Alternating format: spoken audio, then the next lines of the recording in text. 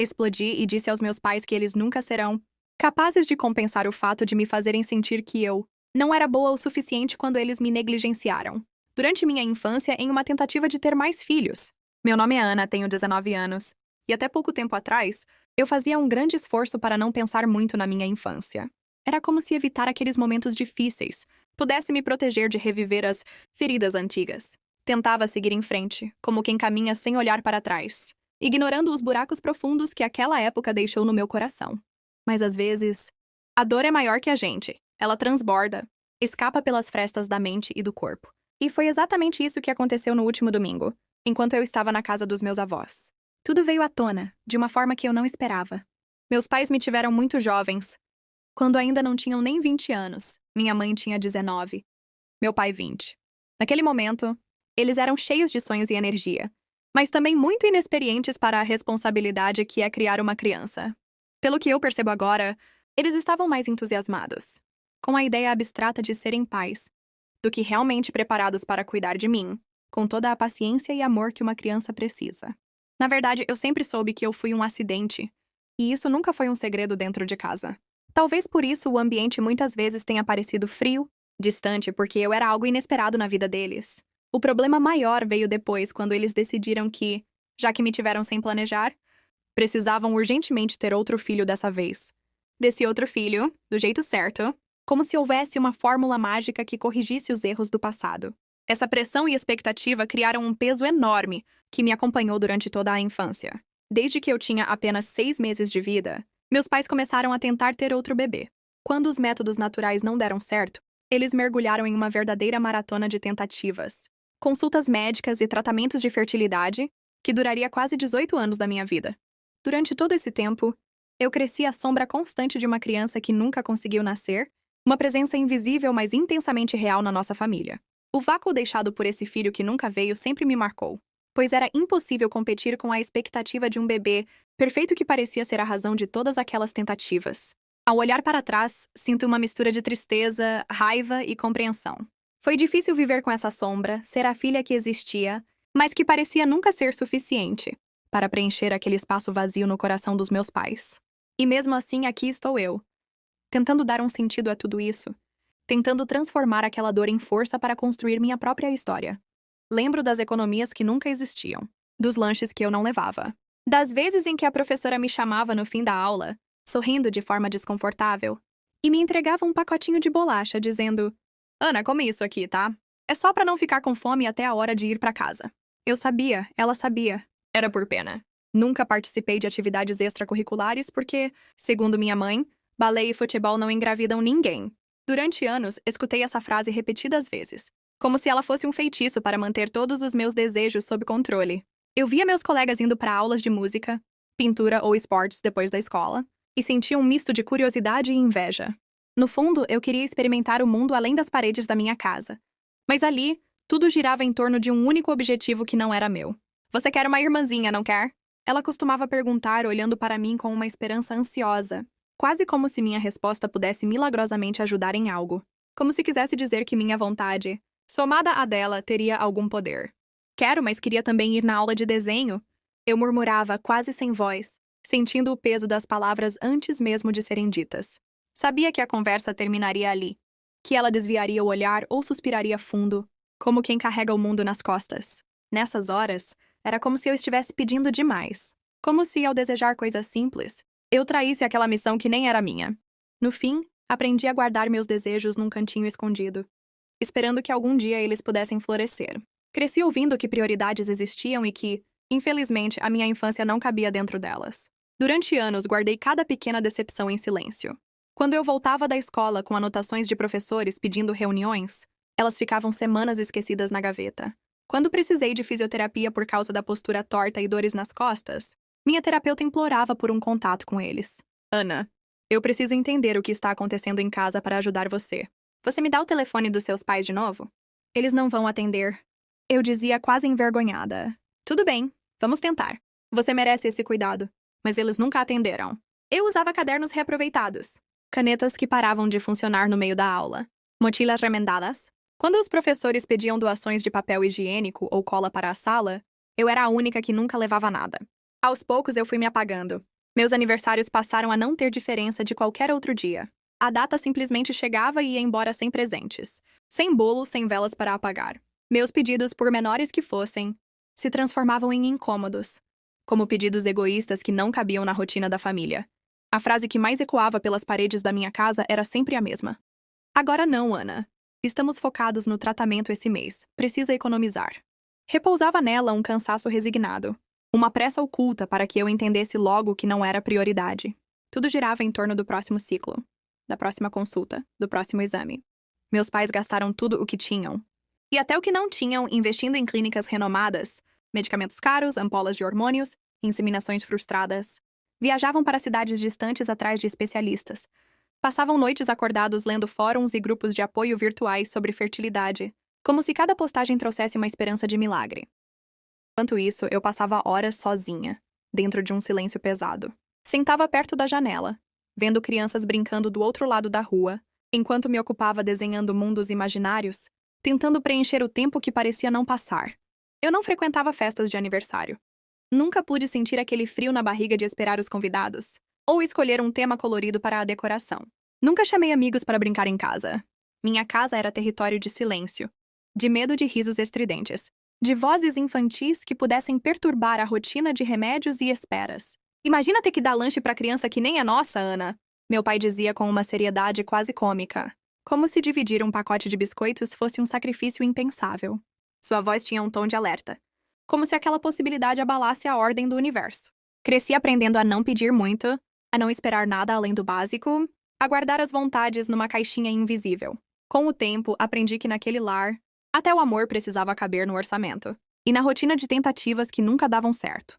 Quando consegui uma amiga de verdade, a Marina, ela me convidava para dormir na casa dela nos fins de semana. A mãe dela me tratava como filha. Um dia, meu pai deveria me buscar às 19h. Deu 20h. 20h went there. Nada. O celular desligado. A mãe da Marina ficou desesperada. Filha, você tem algum outro número? Tenho dos meus avós. Então me dá. Se não atenderem também, eu vou chamar a polícia. Foi meu avô quem me buscou naquela noite. E lembro do olhar dele. Preocupado, triste, mas impotente. Eu tentei. Tentei me fazer notar. Tirei boas notas, me mantive comportada, nunca causei problemas. Mas eles estavam sempre exaustos, sempre em luto pelo filho que nunca veio.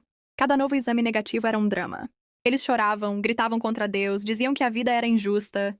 Tudo que a gente quer é ser pais. Mas vocês já são, eu pensava. Vocês já são. Mas nunca disse. Ainda não. Dos 16 aos 18, comecei a passar mais tempo fora de casa. Dormia muito na casa de amigos, comecei a trabalhar meio período num café. Comprei minhas próprias roupas, meus cadernos, minha comida. Quando fiz 18 anos, me mudei. Eu e 4 amigos dividimos um apartamento simples, mas que cheirava a liberdade. Foi quando a família extensa reapareceu. Senti como se parte da minha infância voltasse junto.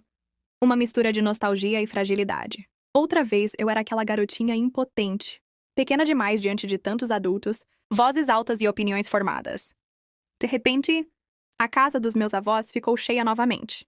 Primos correndo pelos cantos, tios conversando em voz baixa, avós distribuindo abraços e conselhos como quem distribui doces na festa. E claro, junto com a proximidade vinham também aquelas frases prontas, os discursos conciliadores que eu já conhecia de cor, mesmo antes de escutar. Mas Ana, seus pais são só humanos. Você precisa entender o lado deles. Estavam tentando fazer o melhor. Eles ainda são seus pais. Merecem uma chance. Era como se todos repetissem o mesmo roteiro, esperando que, em algum momento, eu simplesmente apagasse tudo o que sentia e aceitasse aquilo como verdade absoluta. Engoli seco tantas vezes, silenciei mágoas em nome da paz familiar. E eu tentei. Juro que tentei. Dei o meu melhor para acreditar que existe perdão simples, que a compreensão pode superar o vazio. Uma parte de mim desejava mesmo essa reconciliação. Queria muito sentir que pertencia a essa família de verdade. Até que veio o almoço de domingo. Aquele ritual aparentemente harmonioso. A mesa arrumada, comida caseira cheia de aromas familiares, risadas que pareciam abafar qualquer tristeza. Todos posando para essa fotografia de família perfeita, onde ninguém ousa desalinhar uma palavra sequer. Meus pais lá, sorridentes, animados, contando a todos sobre uma nova clínica em São Paulo, cheia de promessas e tecnologia. Falavam sobre tratamentos, uma tal de técnica revolucionária para casais inférteis, e por um instante, todos pareciam absorver aquela esperança como se fosse uma bênção. Então, no meio daquela tranquilidade encenada, meu pai disse, quase como quem confessa um segredo: "É só isso que queremos. Mais uma chance de sermos pais de verdade. De fazer diferente dessa vez." A frase me atingiu em cheio. Foi como se o chão fugisse dos meus pés. O barulho da mesa sumiu, o cheiro da comida desapareceu, e tudo que restou foi o silêncio mais dolorido que já senti. Senti aquele velho peso no peito. A solidão de quem sempre foi espectadora da própria história. Eu não aguentei. A explosão foi inevitável. "Vocês já são pais, mas decidiram fingir que eu não existo." A voz saiu alta, trêmula, mais carregada de dor do que de raiva. Por um segundo, ninguém moveu um músculo. Todos ficaram imóveis, como se o tempo tivesse parado. Eu via nos olhos deles o desconforto, a surpresa, a tentativa de desviar do incômodo. Naquele instante, percebi que não era só uma ferida antiga, era um grito por reconhecimento. Por um lugar naquele cenário de família perfeitamente montada, mas que nunca pareceu verdadeiramente meu. O silêncio que se seguiu disse tudo o que as palavras não conseguiam. Todos olharam para mim, paralisados. O tilintar dos talheres cessou. O clima leve se desfez em segundos. Minha mãe largou o garfo com tanta força que ele bateu no prato.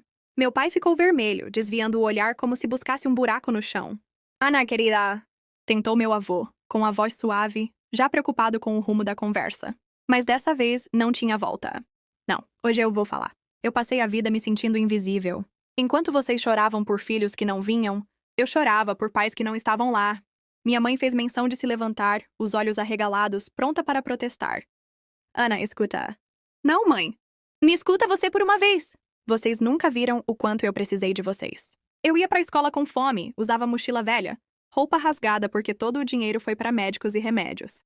Nunca fui a uma festa, nunca pude trazer um amigo para casa. Vocês me deixaram por horas na casa dos outros. Esqueceram reuniões escolares, ignoraram até o que minha terapeuta dizia. Eu senti a voz embargar, mas continuei sem hesitar. Meu pai pigarreou tentando manter a compostura, mas a voz saiu falha. "A gente fez o que pôde, Ana. A gente estava tentando garantir um futuro, tentar dar uma família." Desviei o olhar, sentindo uma mistura de raiva e tristeza. "Vocês fizeram o que quiseram. Fizeram escolhas. Escolheram tentar ter filhos. E esqueceram que já tinham uma filha. E sabe o pior? Vocês nunca esconderam a decepção por ser só eu. Sempre disseram querer mais.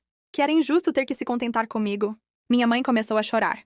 As lágrimas caíram pesadas. Meus tios me lançaram olhares de reprovação. Uma tia balançou a cabeça e murmurou: "Você está sendo cruel, Ana." Eles fizeram sacrifícios. Me virei para ela, sentindo a coragem crescer. Cruel foi passar uma infância inteira tentando me convencer de que eu era suficiente. De que eu merecia amor mesmo sendo a única.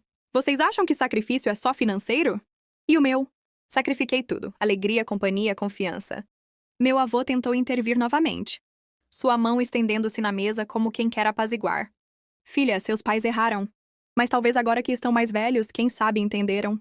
Eles não entenderam nada.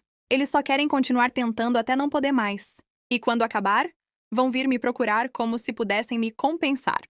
Mas não podem. Não tem reparação para uma infância ignorada.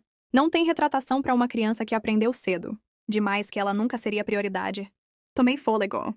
Percebi minhas mãos tremendo de nervoso e alívio, como se cada palavra dita retirasse um peso do meu peito. Levantei-me da mesa, sentindo todos os olhares pesados sobre mim, e finalizei firme. Minha conta da terapia vai ser alta. Muito alta. E meus pais são os responsáveis por cada centavo. Caminhei até a porta. Atrás de mim, só o silêncio.